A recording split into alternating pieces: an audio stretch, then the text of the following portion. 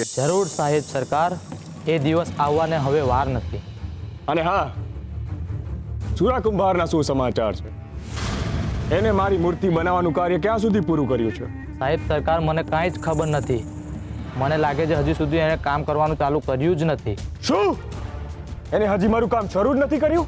સાહેબ સરકાર, મારે તમને એક વાત પૂછવી છે, જો તમારી પરવાનગી હોય તો। પૂછ। આ મૂર્તિ ગણવાનું કામ તો શિલ્પકારનું હોય છે, તો તમે પછી સુરા કુંભારને કેમ સોંપ્યું? સુંદર સવાલ છે તારો, ગમ્યો મને। સુરા કુંભાર એ કોણ છે? ગોરા કુંભારનો ભાઈ, અને ગોરા એ કૃષ્ણનો પરમ ભક્ત છે। જીવનમાં એક વાત યાદ રાખવી, જો આપણને અજવાળું નડતું હોય તો આપણે અજવાળાનું કંઈ ન કરી શકીએ, પણ જો દીવાને ઓલવી દઈએ તો અજવાળું આપોઆપ સમી જાય છે। અને જ્યાંથી કૃષ્ણની ભક્તિના ભજન નીકળે છે, એક જગ્યાએ મારે મારા ભક્તિના બીજ રોપવા છે। સમજ્યો?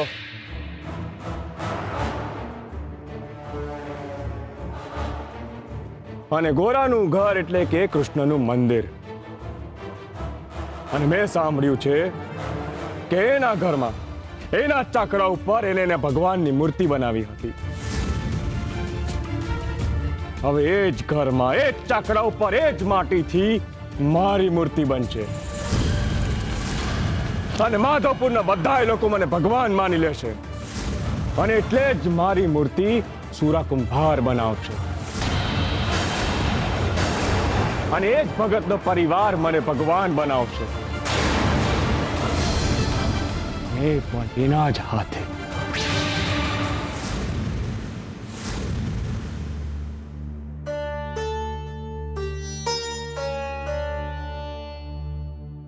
તું મૂર્તિ બનાવીશ જ, અને સૂર્યના ઉદય થવા જેટલું જ સનાતન સત્ય છે। તું ગોરાના મોહમાં એનો સાથ તો આપે છે, પણ બાકી બધાનો સાથ છૂટી જાય ને, તો એમાં તું મને દોષી નહીં માનતો? તારા પરમેશ્વરની ચિંતા કરવામાં તારે તારી પત્નીની ચિતા સળગાવવી પડે, કે તારા આવનારા બાળક અને તારી પત્નીનું અકસ્માતમાં મૃત્યુ થઈ જાય।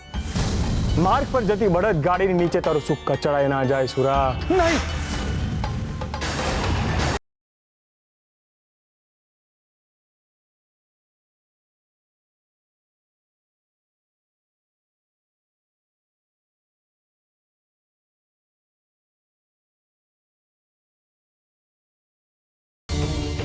હું વાત છે, તમે અત્યાર સુધી કેમ જાગો છો? કેમ કઈ બોલતા નથી? શું થયું છે તમને? મીઠી, અટાણે મને બોલાવ નહીં।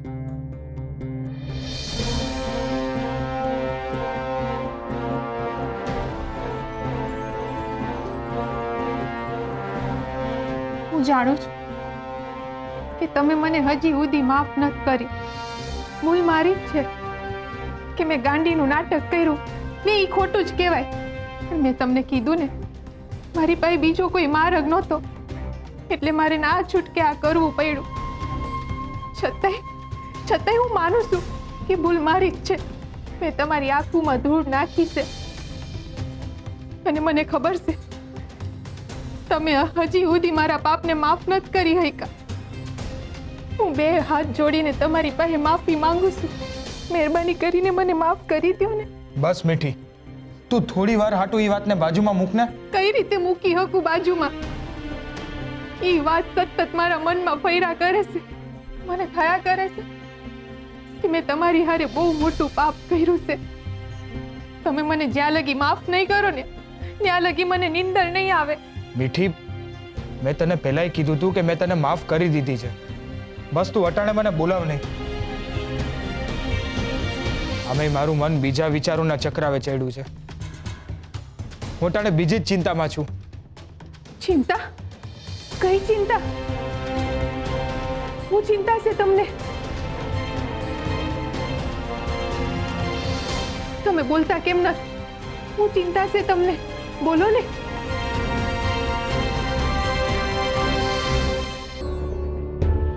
હું કહું મીઠી તને, બહુ મોટું અમંગળ થઈ ગયું છે।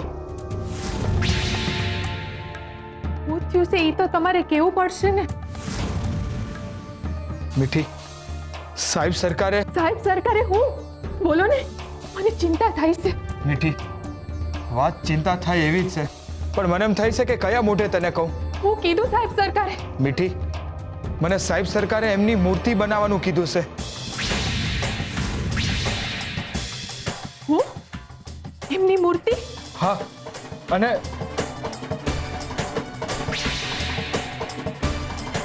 એમની મૂર્તિ બનાવવા હતું એમના 100 સોના મોહર આપ્યા છે. કેટલા? આ તો સાચે જ સોના મોહરો છે. ઓ સોના મોહરો, આ તો સપને નહોતું વિચાર્યું. પણ મીઠી, આ હું કામ ના?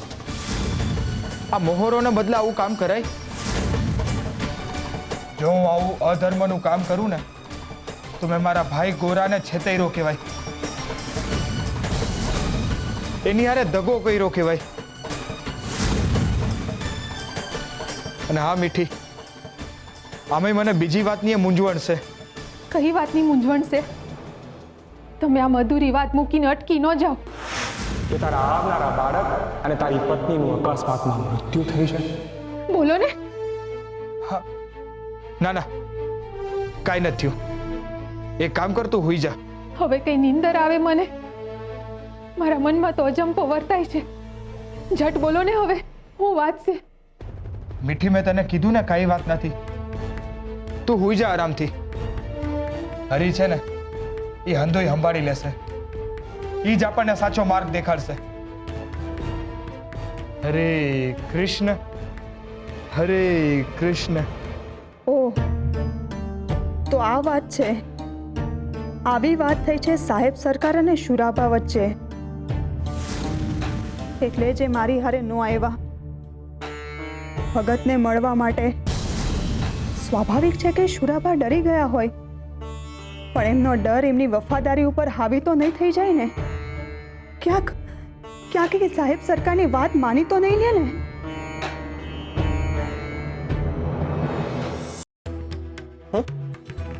સાહેબ સરકારની મૂર્તિ?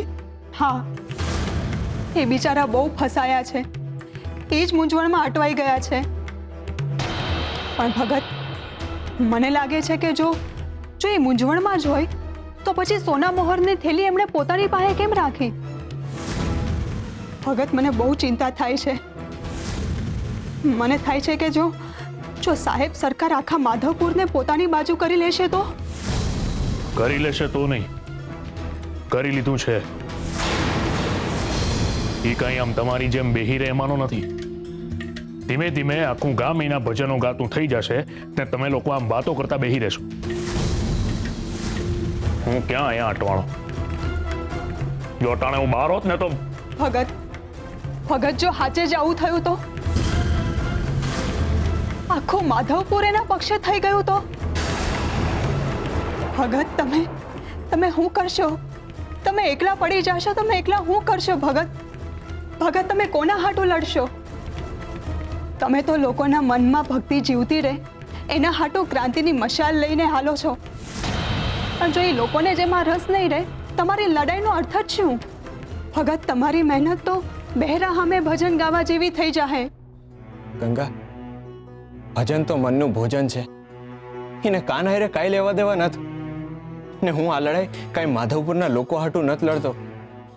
હું આ લડાઈ લડું છું ધર્મ માટે, સત્ય માટે ને સનાતન માટે. પણ આ ધર્મ અને સત્યની લડાઈમાં તમારી પાસે કોઈ ઊભું જ નહીં હોય તો તમે એકલા પડી જશો ભગત. ગંગા, આ લડાઈ હું ધર્મ હાટું લડું છું તો ધર્મ તો હારે હોય જ ને બીજું કોઈ હોય કે ન હોય. મને તો વિશ્વાસ છે કે મારા ભાઈબંધ છે ને એ છેક લગી મારી હારે હશે જ. જે ભાઈબંધની તમે વાયતું કરો છો એ અટાણ લગી દેખાયા કા નહીં? એ નહીં દેખાય અને હારે ઊભા પણ નહીં રહે. મને વિશ્વાસ છે. કારણ કે જે પોતાનો હાથ નથી પકડતું ને હરિપણીનો હાથ નથી પકડતા. હાથની રેખાઓ પર ભરોસો રાખનારા ને હાથની હિંમત પણ ભરોસો રાખનારા, એ બેમાં જેટલો ફરક હોય ને એટલો ફરક છે આપણા બે વચ્ચે. હરીએ આ હાથ હલાવા આટું આપ્યા છે તો સમય આવે એનો ઉપયોગ પણ કરવો પડે ને. હાથ અને પગનો ઉપયોગ અહીંયાથી બહાર જવા માટે કરશું તો હરી આપણી હારે ઊભો રહેશે ને જરૂર આવે મદદ પણ કરશે.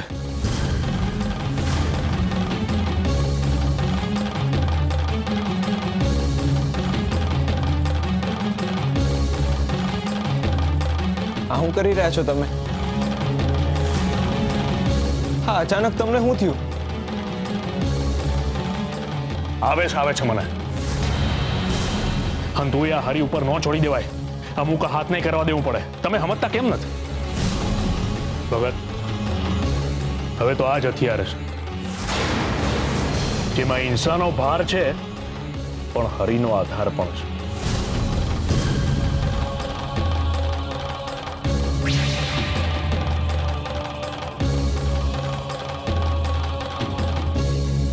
ગોરા, મારી આ લાકડી તીક્ષ્ણ થઈ ગઈ છે. મને લાગે છે એનો ઉપયોગ કરવાનો સમય હવે આવી ગયો. બા, ખમો. બા, હરીનો મારક કોઈ દી કોઈને નુકસાન પહોંચાડવાનો ન હોય. તમે આ લાકડીને હથિયાર ન બનાવો. હવે આ જ મારક છે. તમારી પાંદડાની રીતથી તો હજી સુધી કાંઈ ઉકળ્યું નથી. તો શું થયું બા? આપણી પાસે માર્ગ ઓછા થોડા છે? આ પાંદડાના માર્ગથી કાંઈ ન થયું તો આપણે બીજો માર્ગ અપનાવીશું. પણ અહિંસાના માર્ગથી જ લોકોના મનમાં હરીને જીવતા રાખશું. તમે એક રીત અપનાવી લીધી ગોરાબા, પણ તમારી રીત સફળ ન થઈ. હવે મારો વારો. હવે તમે જુઓ કે મારી રીત કેવી કામ કરે છે અને મારી રીતથી હું તમને કેવા કારાવાસમાંથી બહાર કાઢું છું.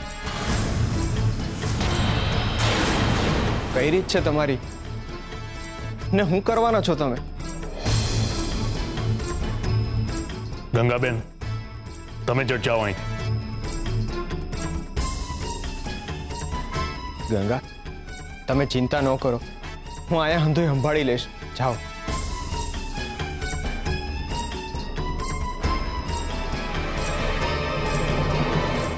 જુઓ રોશનભા, મારી વાત તમે બા, અહીં આવો ને. જરીક પાણી દો ને, બહુ તરસ લાગી છે. હા, એને હું કામ બોલાવો છો ને તમે શું કરવાના છો? લે, પી લે. આભાર બા.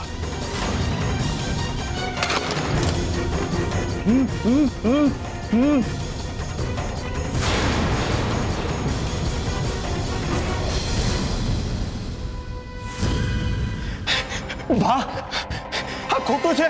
અરે પાપ છે આ. ભા, હા શું કરો છો તમે? ભા, ભા, હું તમને પૂછું છું, આ શું કરો છો?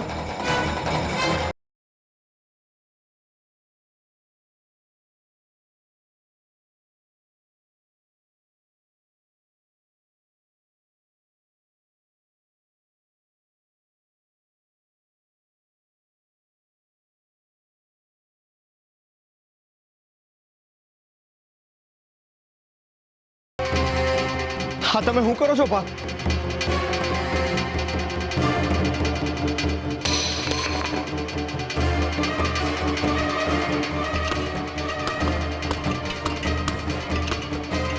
ભા, તમે નિરર્થક પ્રયત્ન કરી રહ્યા છો. આમ કોઈથી તાળું તૂટે જ નહીં. અરે ભા, તમારો વિચાર જ ખોટો છે.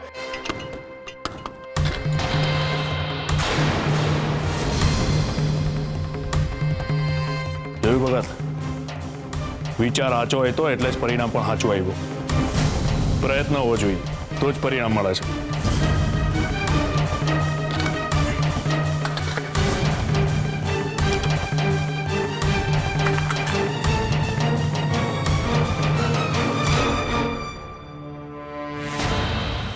હાલ ગોરા, તારા પગ ક્યાં અટક્યા? હાલ ગોરા, ઝટકર, જલ્દી નીકળ, ભાગ અહીંથી.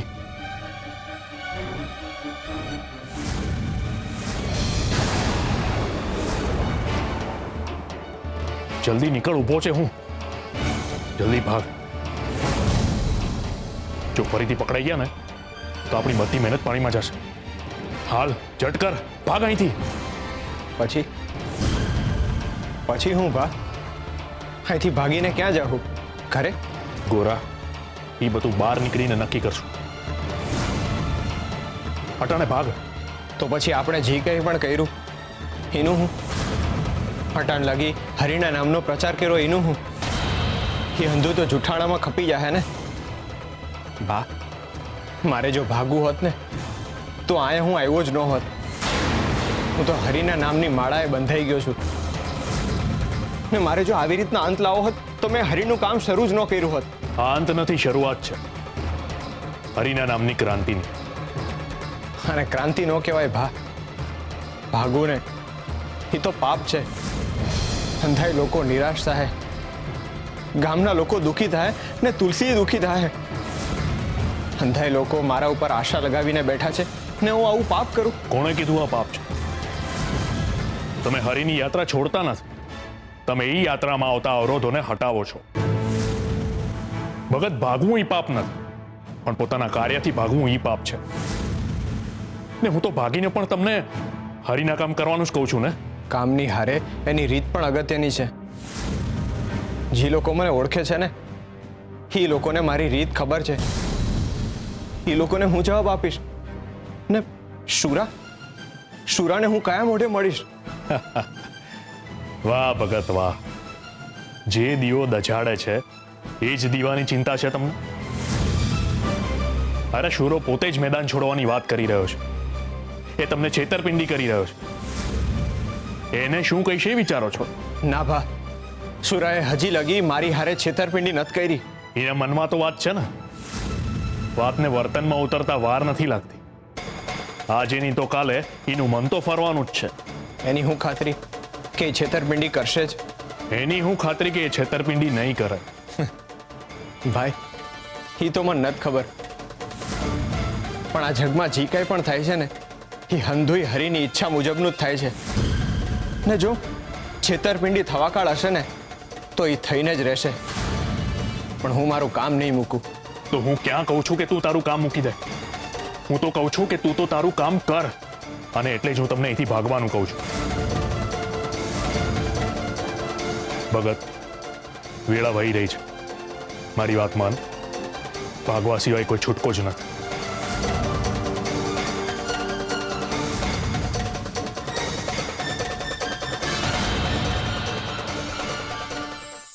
પરિવાર, એકતા અને લાગણીઓનું ટોળું એટલે પરિવાર.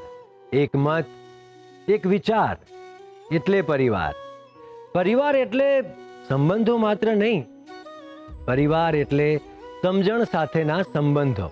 જો કોઈ ખોટું હોય તો એને સાચો માર્ગ બતાવે, અને જો કોઈ સાચું હોય તો એને સાથ આપે. એ ભાવના એટલે પરિવાર. પરિવાર એક માળા જેવો હોય છે, અને પરિવારના દરેક સભ્યો એ માળાના મણકા સમાન હોય છે. જ્યાં સુધી માળા અકબંધ છે ત્યાં સુધી દરેક મણકાની કિંમત છે, એમનું યોગ્ય સ્થાન છે. પરંતુ જ્યારે માળા તૂટે છે ત્યારે મણકા વિખેરાઈ જાય છે, એમનું કોઈ મહત્વ નથી રહેતું.